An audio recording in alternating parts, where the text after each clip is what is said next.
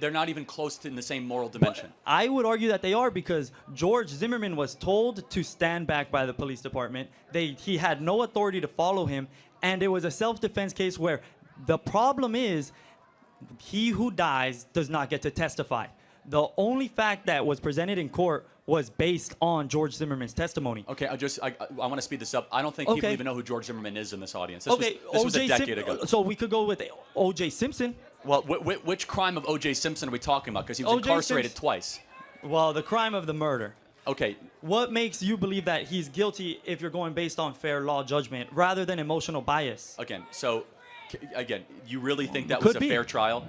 First of all, the police screwed up a lot of stuff. Let's just be honest. The police was the reason why O.J. Simpson was accused. They reached too far. They wanted to get a guilty verdict too much. Kardashian pounced on it. And let's all be very clear. If the police would have just preserved evidence in its original form, O.J. Simpson would have died behind bars. Okay?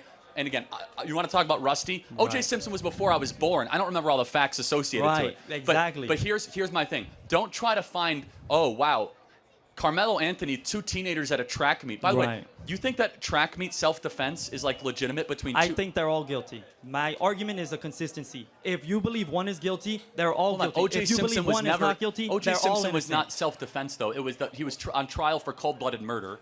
But you believe he was guilty and he should be behind bars? Yes, which is a completely different case than Carmelo Anthony. No, the idea is that he was not. They didn't present enough evidence to incarcerate Carmelo him. Anthony hasn't been on trial yet. We don't know all the facts yet, man. You're basing it on an emotional bias rather than the Hold on, remember what I said? But then Time out. you switch the I said clip it based when on you go all to the Carmelo facts. Anthony. Time out, man. Go ahead.